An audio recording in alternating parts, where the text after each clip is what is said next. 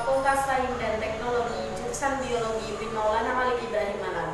NIM 186234. Baiklah, di sini saya akan menjelaskan tentang determinasi seks serta seks linked kromosom, di mana pada makhluk hidup itu memiliki dua kelamin, yaitu ada yang berjenis kelamin laki-laki dan berjenis kelamin perempuan.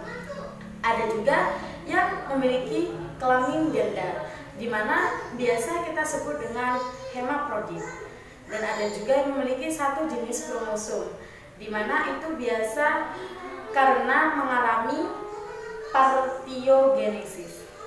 Nah, dari hal tersebut mungkin kita penasaran, apa sih penyebabnya dari jenis kelamin perempuan dan jenis kelamin laki-laki? Untuk mengetahui selanjutnya, mari belajar dengan saya. Yang pertama, di mana kita akan menjelaskan tentang determinasi seks, yaitu pengertian dari determinasi seks sendiri, yaitu penentuan jenis kelamin yang ditentukan oleh kromosom seks itu sendiri, atau yang biasa kita kenal dengan genosom. Nah, pada determinasi seks di sini yaitu dipengaruhi oleh dua faktor. Yang pertama, ada faktor genetik dan ada pula yang faktor lingkungan. Nah, faktor genetik di sini yaitu menjadi faktor utama dalam mempengaruhi determinasi seks sendiri. Nah, pengertian dari faktor genetik di sini yaitu faktor yang dipengaruhi oleh materi genetik yang berada pada kromosom itu sendiri. Nah, sedangkan yang kedua di sini yaitu ada faktor lingkungan. Pada faktor lingkungan di sini yaitu dipengaruhi pada suatu keadaan lingkungan makhluk hidup yang dapat mengubah fisiologi keadaan makhluk itu sendiri. Yang mana pada faktor lingkungan di sini ada dua faktor. Yang pertama ada faktor eksternal dan ada faktor internal. Nah, contohnya kita ambil di sini yaitu berupa suhu. Di mana suhu di sini yaitu contohnya diambil pada aligator. Nah, pada aligator betina apabila dia meletakkan telurnya pada suhu 34 sampai 36 derajat Celcius, maka dia akan menghasilkan fenotip yang berupa jantan. Nah, sedangkan apabila aligator yang meletakkan telurnya pada suhu 26 sampai 30 derajat Celcius, maka akan menghasilkan fenotip berupa betina. Oke, selanjutnya di sini ada tipe jenis kelamin, yaitu pada jenis kelamin sendiri terbagi menjadi 5. Ada berupa jenis kelamin yang berupa kromosom XY, XO, ZW, ZO, haploid dan diploid. Nah, yang pertama di sini saya akan menjelaskan tentang kromosom XY, di mana kromosom XY di sini yaitu ditemukan di mamalia dan Drosophila. Nah, di mana manusia itu merupakan mamalia. Nah, pada ovum itu kan ada ovum, ada sperma. Nah, pada ovum itu punya satu tipe kromosom yang bertipe X. Sedangkan sperma di sini memiliki dua kromosom yang bertipe X dan Y. Nah, di mana bentuk dari ovum serta sperma di sini berbeda. Bentuk tubuh kromosom X dengan Y itu berbeda. Apabila bentuk tubuh kromosom X itu tegak dan Y itu melengkung bagian ujungnya. Nah, pada mamalia itu memiliki 46 kromosom, di mana 44 itu merupakan kromosom tubuh atau yang biasa kita sebut dengan autosom, dan duanya itu merupakan genosomnya. Nah, sedangkan pada Drosophila atau lalat di sini mempunyai 8 kromosom, di mana 6 di sini yaitu merupakan kromosom tubuh dan duanya itu merupakan kromosom dari kelamin Drosophila itu sendiri. Nah, apabila ovum dibuahi oleh sperma yang berkromosom Y, maka dia akan menghasilkan fenotip jantan atau menghasilkan kromosom berupa XY. Nah, sedangkan ovum yang dibuahi oleh kromosom X akan menghasilkan kromosom yang berfenotip XX atau menghasilkan fenotip berupa betina. Nah, yang kedua di sini saya akan menjelaskan tentang kromosom XO, di mana biasa kita temukan di serangga serta ordo Orthoptera. Nah, pada jantan itu memiliki satu kromosom, di mana kromosomnya itu berupa XO. Sedangkan pada betina itu memiliki sepasang kromosom atau menghasilkan kromosom XX.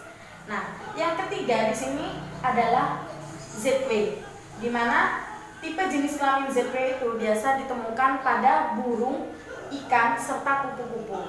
Nah, pada jenis kelamin yang jantan itu memiliki tipe kromosom berupa ZZ, dan yang betina itu memiliki kromosom berupa ZW.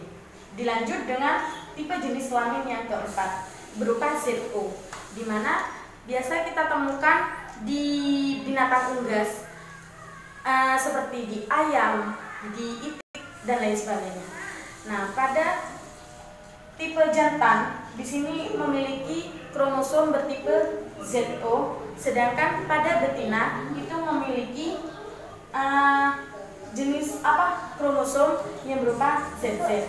Nah, yang terakhir di sini yaitu ada haploid dan diploid, di mana haploid di sini biasa ditemukan pada ordo Hirtoptera, bisa pada lebah, pada semut, dan sejenisnya.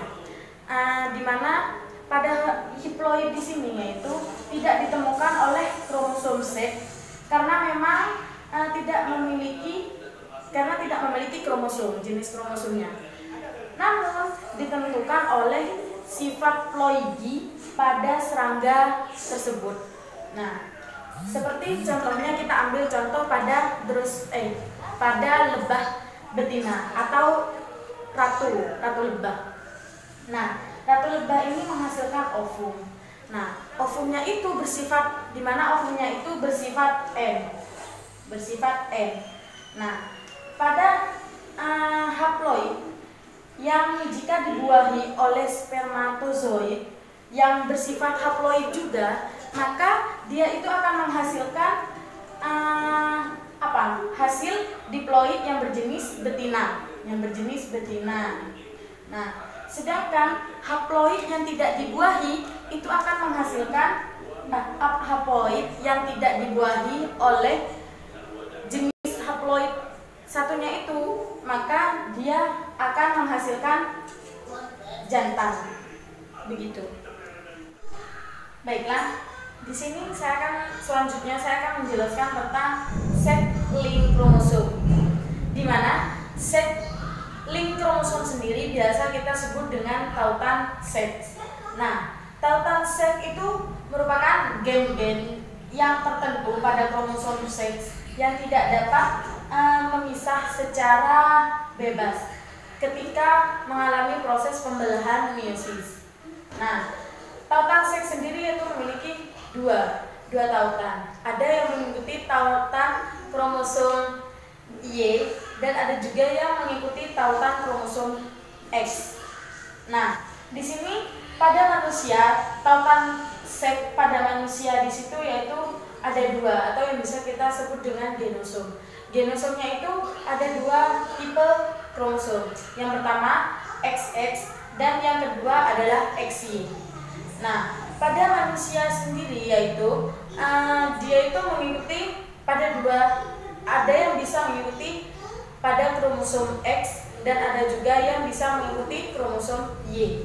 Nah, pada tautan pada kromosom X sendiri yaitu contohnya pada penyakit hemofili, di mana penyakit hemofili sendiri yaitu kondisi di mana darah tidak mampu menghasilkan anti hemofili globulin sehingga tidak dapat membentuk komponen pembentukan atau pembekuan darah atau biasa kita sebut dengan tromboplastin.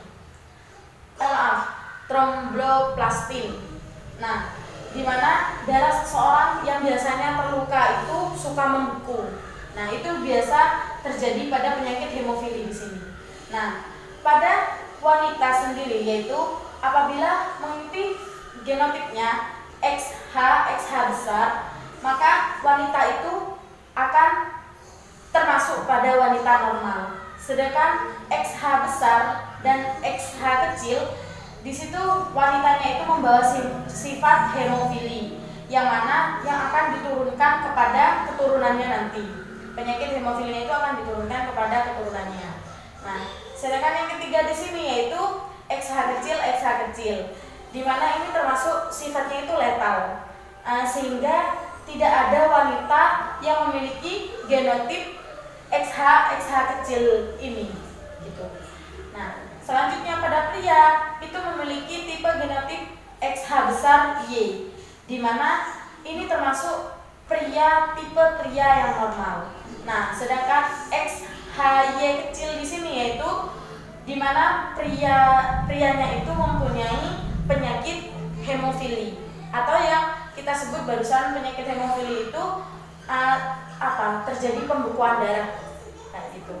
Nah, yang kedua di sini yaitu ada tertaut pada kromosom Y. Tadi kan kromosom X, sekarang kromosom Y.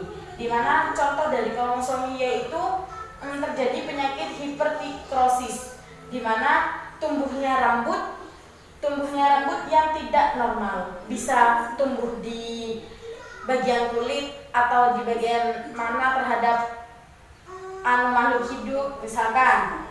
Nah, contohnya misalkan tumbuh rambut di bagian yang biasanya tidak ditumbuhi oleh rambut, seperti itu.